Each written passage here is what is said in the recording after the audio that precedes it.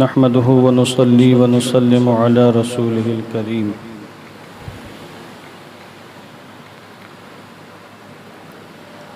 أما بعد فقد قال الله تعالى في القرآن المجيد والفرقان الحميد إن الله وملائكته يصلون على النبي يا أيها الذين آمنوا صلوا عليه وسلموا تسليما اللهم صل على سيدنا شفيعنا حبيبنا مولانا محمد معدن الجود والكرم منبع العلم والحلم والحكم وآله وصحبه وبارك وسلم صلاة وسلاما عليك يا رسول الله صلى الله تعالى عليه وسلم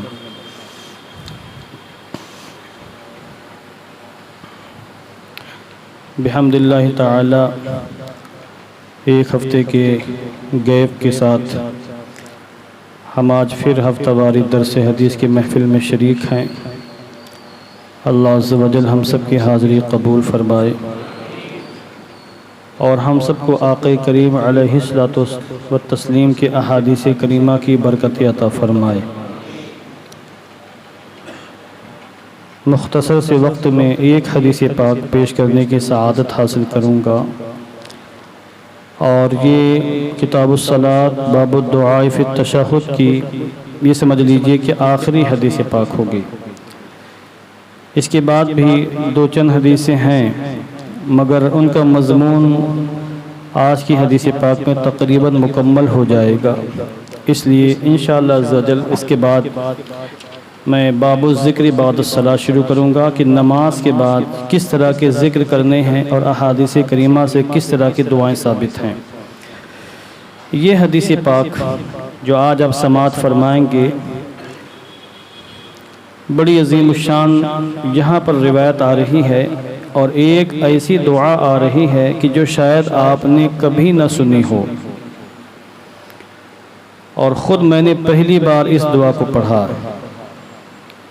ظاہر سی بات ہے جب انسان پڑھتا ہے، مطالعہ کرتا ہے، تو پھر نئی نئی چیزیں سامنے آتی ہیں، معلومات میں اضافہ ہوتا ہے، اور احادیث کریمہ تو سمندر ہیں۔ آج کے زمانے میں کسی کی نظر تمام احادیث کریمہ پر نہیں ہو سکتی، حالانکہ ٹیکنالوجی کے زمانہ ہے، ہزاروں ہزار کتابیں لیپ ٹاپ میں آ سکتی ہیں، مگر پڑھنے کے لیے وقت اور یاد رکھنے کے لیے دماغ چاہیے۔ تو یہ حدیث پاک میں نے بھی پہلی بار مطالعے میں میرے سامنے مطالعے میں یہ حدیث پاک آئی، میں اس کا انشاءاللہ تھوڑی سی تشریح کروں گا، اور اگر آپ نے یا ہم نے یا جس کسی نے بھی اس حدیث پاک کو حرز جاں بنا لیا اور یعنی مضبوطی سے تھام لیا، تو یہ حدیث پاک یعنی اس کے الفاظ اس کی کامیابی کی ضمانت بن جائیں گے۔ آقا کریم علیہ الصلوۃ والتسلیم نے کیسے کیسے ہمیں دعائیں مانگنے کی ترغیب دی ہے، اور پھر آپ یہ محسوس کریں کہ اللہ رب العزت کو دعائیں کس قدر محبوب ہیں۔ کچھ لوگ یہ کہتے ہیں کہ ہمیں دعا مانگنے کی کیا ضرورت ہے، اللہ بہتر جانتا ہے، میرے حق میں جو بہتر ہوگا وہ فیصلہ فرمائے گا۔ یہ حماقت بھری باتیں ہیں، ایسی باتیں وہ لوگ کرتے ہیں جو مقصود شرع کو اور مرضی مولا کو نہیں سمجھ پاتے ہیں۔ اللہ ہمارا خالق، ہمارا مالک ہے، ہم اس کے بندے ہیں، اس کی مخلوق ہیں۔ اللہ ہم سے چاہتا ہے کہ ہم اس سے دعائیں مانگیں، اس کی بارگاہ میں روئیں، گڑ گڑائیں، آنسو بہائیں، ندامت کا، افسوس کا اظہار کریں۔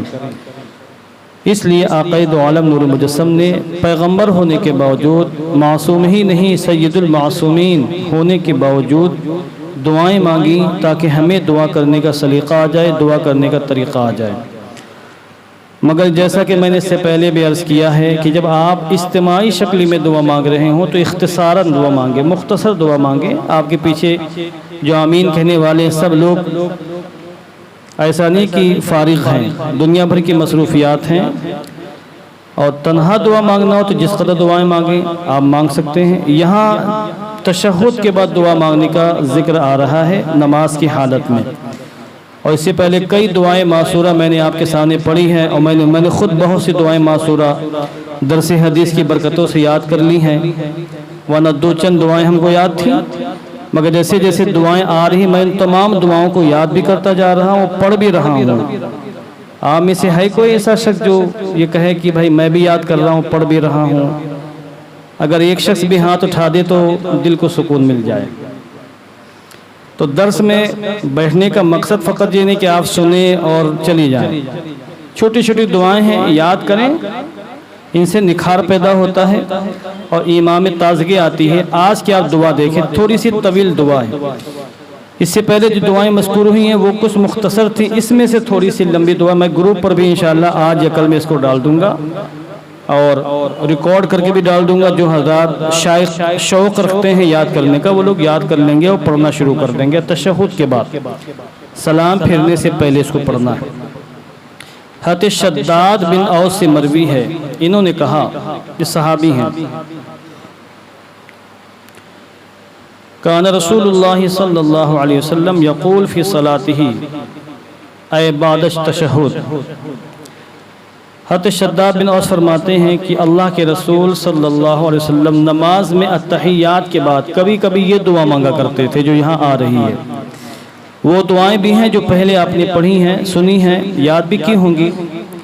یہاں ایک دعا دیکھیے، یہ 2.5 لائن کی دعا ہے، 2.5 لائن کو زیادہ نہیں، آپ یاد کر سکتے ہیں۔ اللہم انی اسألک الثبات فی الامر والعزیم علی الرشد واسألک شکر نعمتک وحسن عبادتک واسألک قلبا سلیما ولسانا صادقا واسألک من خیر ما تعلم واعوذ بک من شر ما تعلم واستغفرک لما تعلم۔ بس یہ اتنی دعا ہے، مشکل الفاظ ضرور ہیں مگر اگر آپ یاد کرنے بیٹھیں گے تو انشاءاللہ 5 منٹ سے 6 منٹ میں آپ یاد کر لیں گے، کوئی مسئلہ نہیں ہے، 5-6 بار پڑھیں گے یاد ہو جائے گی۔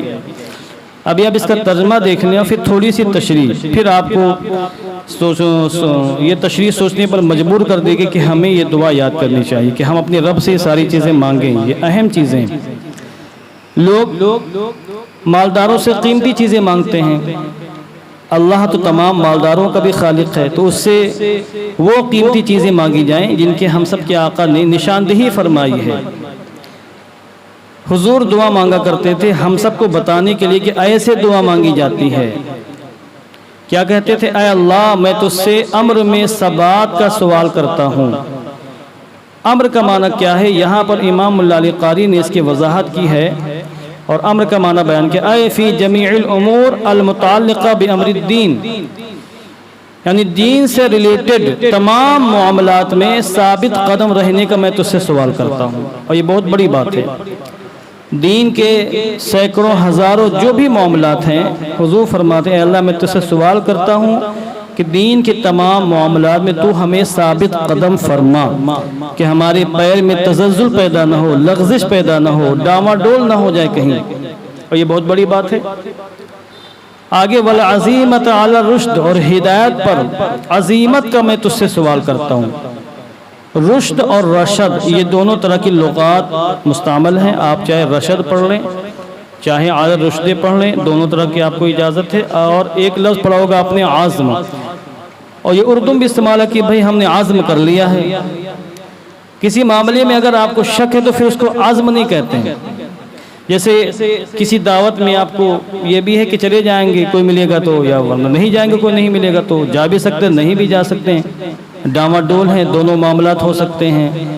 تو آپ یہ نہیں کہیں گے دعوت جانے کا عزم میں نے کر لیا، یہ آپ کب کہیں گے؟ جب آپ بالکل یقینی فیصلہ آپ کہو کہ نہیں جانا ہی جانا ہے، وہاں جانا بھی ہے، توڑائی بھی کرنا ہے، اور کوئی آئج لینے چاہے نہ آئے، آپ کو جانا ہی جانا ہے، تو پختہ ارادے کو عربی میں عزم کہتے ہیں، کہ ہم نے عزم کر لیا یعنی پختہ ارادہ کر لیا۔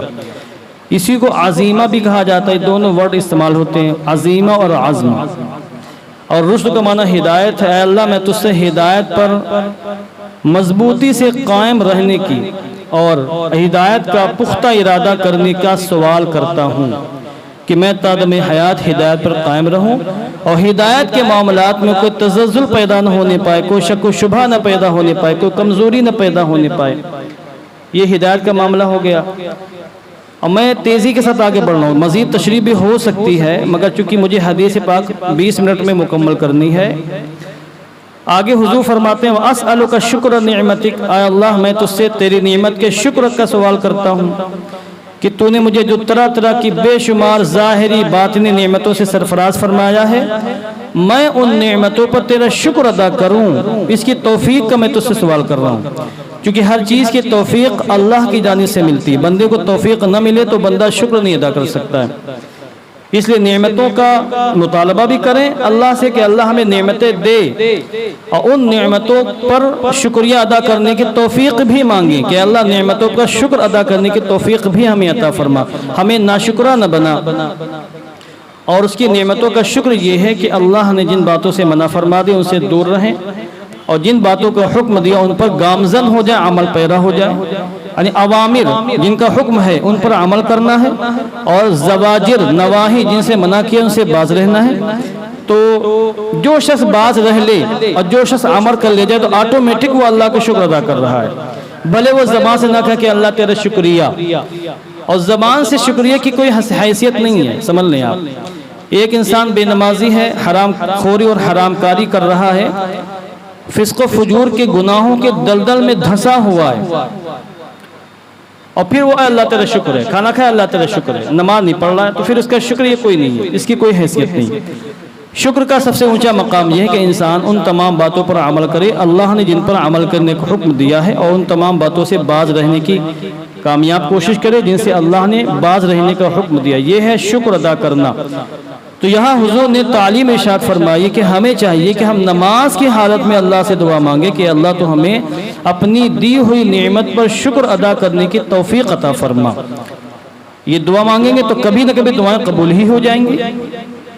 وحسن عبادتک، اور میں تجھ سے تیری عبادت کا حسن مانگتا ہوں کہ میں صحیح ڈھنگ سے تیری عبادت کر سکوں. اس کی تشریح سے پہلے میں کر چکا ہوں. اب آگے آئیے. وَأَسْأَلُكَ قَلْبًا سَلِيمًا، اور میں تجھ سے قلب سلیم تندرست دل مانگتا ہوں. عربی میں دل کو قلب کہتے ہیں. دیکھیے جس طرح جسم تندرست بھی ہوتا ہے بیمار بھی ہوتا ہے. تندرست جسم کو کہتے ہیں جسم سلیم یا جسم سالم. تندرست دل، تندرست جسم. اور بیمار جسم، جسم مریض، ایسا جسم جس کے اندر بیماری ہو. جسم کبھی بیمار ہوتا، کبھی روح بیمار ہو جاتی ہے. تو جس کی روح بیمار ہو اس کا دل بیمار ہے، جس کی روح بیمار نہ ہو اس کا دل تندرست ہے، توانا ہے. تو صرف جسمانی باڈی بنانے کی ہی کوشش نہیں کرنی چاہیے، اپنے دل کو بھی صحت مند بنانے کی پوری کوشش کرنی چاہیے. ایک حدیث پاک میں آیا ہے آقا کریم علیہ الصلوۃ والتسلیم نے فرمایا، نیند آ رہی ہے؟ نیند آ رہی ہے آپ کے؟ چلو لا حول ولا قوت پڑھ لو. کیا بات ہے بتائیے، شیطان کتنا مضبوط اور توانا ہے آپ کا کہ درس میں بھی آپ کو سلا رہا ہے. فلا حول ولا قوت الا باللہ. تو حضور نے فرمایا صلی اللہ علیہ وسلم کی انسان کے جسم میں گوشت کا لتھڑا ہے، گوشت کا ٹکڑا ہے، اگر وہ صحیح ہو جائے تو اس کا پورا جسم صحیح ہوتا ہے. وہ اگر بگڑ گیا تو پورا جسم بگڑ جاتا ہے. الا وہی القلب، وہ جو لتھڑا ہے وہ دل ہے. دیکھیں جسمانی لحاظ سے بھی دل کی بڑی حیثیت، دل بادشاہ ہے پورے جسم کا. اب آپ کہیں گے عقل بادشاہ ہے، ہم کہیں گے عقل تو دل کی غلام ہے. عقل پر بھی دل کی حکمرانی ہے. اگر وہ بلڈ اور خون سپلائی نہ کرے عقل کو تو عقل تھوڑی دیر میں بے عقل ہو جائے گی، دیوانہ ہو جائے گی، پاگل ہو جائے گی، انسان باولا ہو جائے گا. تو اس پر بھی دل کی حکمرانی ہے. تو جدید میڈیکل سائنس سے بھی بات ثابت، دل کسی کا اگر بیکار ہو جائے، مثلا وال وغیرہ خراب ہو جائے تو پوری باڈی اس کی بیکار ہے. اب کتنی بھی اس کی باڈی ہو، کئی کام سے کسی کام کی نہیں. روحانیت کی دنیا میں بھی اگر دل فاسد ہو جائے، دل کسی کا بیمار اور کمزور ہو جائے تو اس کا پورا جسم گویا کہ کمزور ہے، کیونکہ جسم پر روح کی حکمرانی. اب روح کمزور تو جسم بھی کمزور ہے. اس لیے حضور نے فرمایا اے اللہ میں تجھ سے قلب سلیم کا سوال کرتا ہوں، تو مجھے تندرست توانا مضبوط ٹھوس دل عطا فرما. ایسا دل نہ دے جو کمزور ہو، ضعیف ہو، بیمار ہو، ناتواں ہو، نحیف ہو، بیکار ہو، کسی کام کا نہ ہو. اب قلب سلیم ہے کیا؟ جس کے دل میں صحیح عقیدے ہوں، جو شخص فرائض پر عمل کرتا ہو، جس کے اندر نیکیوں کے جذبات ہوں، جو گناہوں سے نفرت کرتا ہو، جو وہ دل تندرست ہے، مضبوط ہے، توانا ہے۔ اور جو دل جھوٹ بولنا چاہے، جس دل کو چغلی کرنے میں، غیبت کرنے میں مزے آتے ہوں، جس دل میں مسلمانوں کی نفرت ہو، عداوت ہو، کینہ و کیٹ بھرا پڑا ہو، جس دل میں بدعقیدگی ہو، جس دل میں بدعت کے جذبات ہوں، جس دل میں خرافات بھری پڑی ہو، یہ دل پھر یہ قلب مریض ہے، قلب سلیم نہیں، بیمار دل ہے۔ اب آپ کو چیک کرنا ہو کہ آپ کا دل صحیح ہے، تندرست ہے یا کمزور ہے، بیمار ہے، تو بہت آسان نسخہ دے رہا ہوں۔ اگر آپ کو نیکی کرنے کا شوق ہو، نیکی کرنے سے آپ کو مزہ آتا ہے، تو سمجھ دل میں حرارت ہے اور دل آپ کا ماشاءاللہ صحت مند ہے۔ اور دل میں گناہ کرنے کے جذبات ہوں، گناہ کرنے میں مزہ آتا ہو اور گناہوں کی خواہشات پیدا ہوتی ہوں، تو پھر سمجھ جائیں کہ اس میں بیماری ہے، علت ہے۔ بیماری کو دور کرنے کی کوشش کریں۔ پھر اس میں مزید گفتگو ہو سکتی، میں آگے بڑھتا ہوں۔ آگے حضور نے فرمایا وَلِسَانًا صَادِقًا، اے اللہ میں تجھ سے سچی زبان مانگتا ہوں۔ یہ آپ دعا مانگا کریں۔ یہ زبان ہے نا، زبان یہ کسی کا دل اور کسی کا سر جھکا بھی سکتی ہے آپ کے سامنے، اور کسی سے آپ کو پٹوا بھی سکتی ہے۔ زبان ایک چھٹاک بھر کا گوشت کا ٹکڑا ہے، 50 گرام کا غالباً ہوگا، اس سے زیادہ تو نہیں ہوگا۔ میں بول رہا ہوں اسی زبان سے، زبان کہیں ناراض نہ ہو جائے کہ مجھ سے بولتا ہے، میرے ہی مذمت کر رہا ہے۔ تو 50 گرام 60 گرام کی زبان ہوتی ہے، مگر آپ یقین مانیے اس کے جو باڈی گارڈ ہیں 32، وہ سب اس سے پناہ مانگتے ہیں۔ نہیں سمجھے آپ؟ زبان کے باڈی گارڈ بھی ہیں نا، وہ جس سے آپ مسکرا رہے ہیں، جو آپ کی 32 نظر آ رہی ہے نا، یہ زبان کے باڈی گارڈ ہیں۔ کتنے ہوتے ہیں؟ یہ سب زبان کے، یہ سب زبان سے پناہ مانگتے ہیں، بول کے تو اندر دبک جاتی ہے، اور کسی کا جب مکہ پڑتا تو 32 باہر آ جاتی ہے۔ تو گویا کہ یہ باڈی گارڈ خود کو زبان پر قربان کر دیتے ہیں، ہاتھ پیر جسم کا پورے اجزاء اور جسم کے تمام اعضاء یہ زبان سے پناہ مانگتے ہیں۔ زبان مرڈر کروا دیتی ہے، زبان مروا دیتی ہے، زبان ہاتھ پہ توڑوا دیتی ہے، زبان ذلیل کر دیتی ہے، زبان نابینا اندھا بہرا کر دیتی ہے، زبان کانا بنا دیتی ہے، زبان گنجا کر دیتی ہے، زبان بہت کچھ کر دیتی ہے۔ یہ زبان کی مختلف قسم کی حرکتیں، مگر اگر کوئی شخص زبان کے شر سے بچنا چاہے تو اس کا طریقہ حضور علیہ السلام نے یہاں ارشاد فرمایا کہ دعا مانگو کہ اللہ تو ہمیں سچی زبان عطا فرما، ایسی زبان جس سے ہمیشہ سچ نکلے، ایسی زبان جس سے تلاوت قرآن ہو، اللہ کا ذکر ہو، جس سے نیکیاں صادر ہوں، جس سے رسول پاک کی تعریف و توصیف ہو۔ ایسی زبان نہ عطا فرما جس زبان سے ہم گانا گائیں، جس زبان سے ہم چغلی کریں، جس زبان سے ہم جھوٹ بولیں، جس زبان سے فراڈ کریں، جس زبان سے مکاری کریں، عیاری کریں۔ یہ لسان کاذب ہے، لسان صادق نہیں۔ تو حضور علیہ السلام نے فرمایا کہ اللہ میں تجھ سے لسان صادق کا سوال کر رہا ہوں، سچی زبان عطا فرما، جس کے پاس قلب سلیم۔ اس زمانے کی بات کر رہا ہوں میں، آپ ماضی کو چھوڑ دیں، اسلاف کرام کا زمانہ تھا، آج فتنوں کا زمانہ ہے۔ میں اس زمانے میں اگر کسی کے پاس قلب سلیم ہے اور لسان صادق ہے، سچی زبان ہے اور قلب سلیم ہے، تندرست توانا دل ہے، بیمار دل نہیں، سمجھے کہ ایسا شخص اس زمانے کے اعتبار سے گویا کہ اللہ کا ولی ہے، گویا کی، چونکہ جس کے پاس قلب سلیم ہوگا وہ گناہوں سے بچے گا، حرام کاریوں سے بچے گا، فرائض و واجبات پر عمل کرے گا، اس کے دل میں مسلمانوں کے نفرت، عداوت اور اس قسم کے خرافات نہیں ہوگی، زبان سے ہمیشہ سچ بولے گا، زبان سے نیکیاں کرے گا، تو ایسا انسان کیا ہوگا؟ ولی تو ہوگا، بھلے کرامت صادر نہ۔ اور آج کل تو لوگ کیمروں کے سامنے کرامت دکھا رہے ہیں۔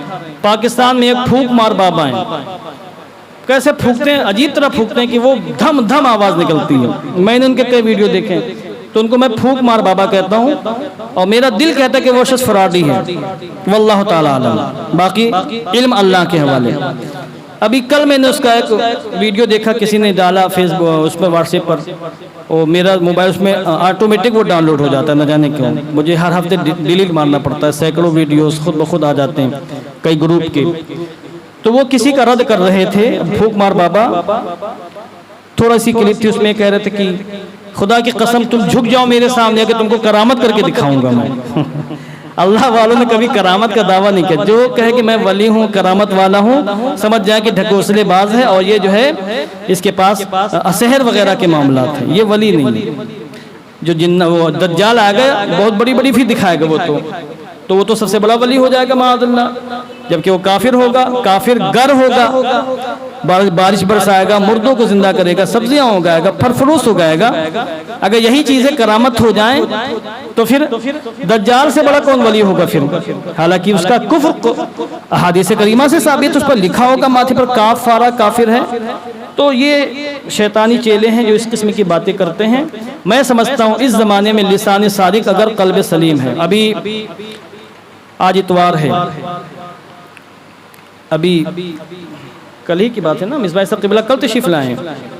ہمارے استاذ گرامی و جامعہ اشرفیہ کے سابق شیخ صدر المدرسین اور تلمیذ حضور حافظ ملت, یعنی ایسی شخصیت جن پر خود ان کے استاذ حضور حافظ ملت کو ناز تھا, فخر تھا.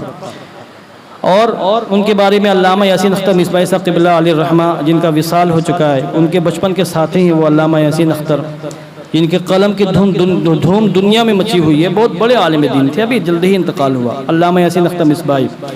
تو وہ مجھ سے خود جب میں مفتی طاہر صاحب قبلہ کی شادی میں گیا اور لکھنؤ دہلی میں ان کے دارالقلم میں جا کے حضرت سے تقریباً 2 گھنٹے کی ملاقات ہوئی, تو مصباح صاحب قبلہ کا بھی ذکر آیا. تو انہوں نے فرمایا کہ وہ نئے کوئی صوفی نہیں ہے, اور وہ نئے کوئی اللہ والے ہیں, بچپن سے اللہ والے ہیں, بچپن سے صوفی ہیں. وہ دوست کی تعریف جلدی نہیں کرتے ہیں, مگر وہ مصباح صاحب قبلہ کے بارے میں ایسے مضبوط قسم کے الفاظ بول رہے ہیں کہ یہ کوئی نئی صوفی نہیں, اللہ والی نہیں, بچپن سے وہ اللہ والے ہیں, نیک صالح, انتہائی اعلیٰ درجے کے متقی پرہیزگار. بہرحال ان کو اللہ نے لسان صادق سے بھی سرفراز فرمایا اور قلب سلیم سے بھی اللہ نے سرفراز فرمایا ہے. اور یہ صرف اس لیے نہیں کہہ رہا ہوں کہ ہمارے استاذ ہیں, بلکہ اس لیے کہہ رہا ہوں کہ یہ حقیقت ہے. جو لوگ ان کی خلوت میں جلوت میں رہے ہیں اور جنہوں نے ان کے شب و روز کو دیکھا ہے اور ان کے اندر جو دین کا, ملت کا, قوم کا جو درد ہے, جنہوں نے اس درد کو محسوس کیا ہے, وہ یہ کہنے پر مجبور ہے کہ کسی کو اگر زمین پر چلتا پھرتا اللہ کا ولی دیکھنا ہو تو وہ حضور مصباح صاحب قبلہ کو دیکھ لیں. سمجھے آپ؟ کیوں بھائی سبحان اللہ نہیں بول رہے ہیں آپ؟ یہی تو غلط ہے. کسی خانقاہی پیر کی تعریف کر دی جائے تو اچھل کے داد دینا شروع کر دیں گے آپ, اس لیے کہ اس کے ہزاروں مرید ہیں. اور کسی سچے پکے نیک صالح متقی ولی صفت عالم دین کی تعریف کی جائے تو زبانیں گونگ ہو جاتی ہیں. کیوں؟ اس لیے کہ اس نے خانقاہ سجا کے نہیں رکھی ہے اور اس نے اپنے علم کو دھندا نہیں بنایا ہے. آپ سمجھا کرو میں کیا کہہ رہا ہوں.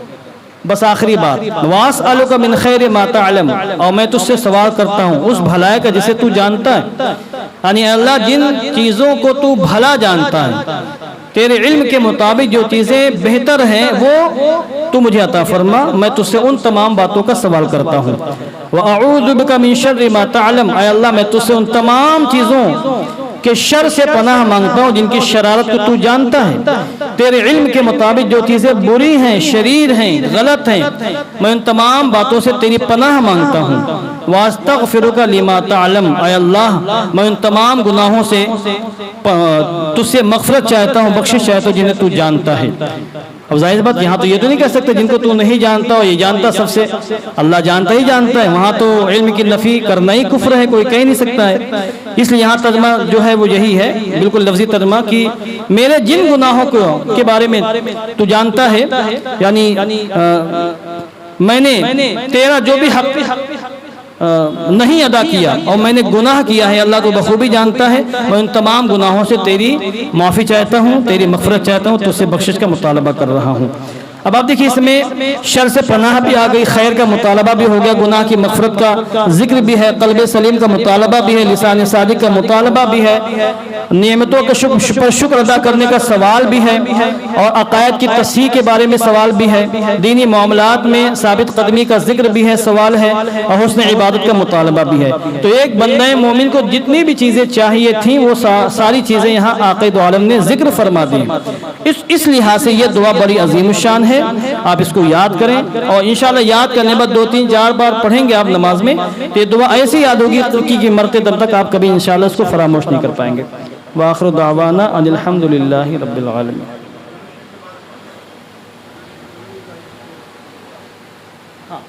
اس کو تشہد میں جب درود یہ دعائے معصورہ ہے، اور دعائے معصورہ کا مقام درود ابراہیمی کے بعد ہے، اور اس سے پہلے بھی جتنی بھی دعائیں ہم نے بیان کی ہیں وہ سب درود ابراہیمی کے بعد۔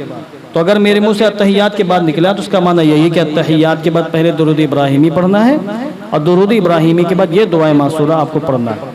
آپ اس کو نفل میں، سنت میں، فرض میں کسی بھی موقع پر پڑھ سکتے ہیں، کیونکہ آقا دو عالم نور مجسم سے نماز میں اس کا پڑھنا ثابت ہے۔ تو ہر نماز میں آپ دعائے معصورہ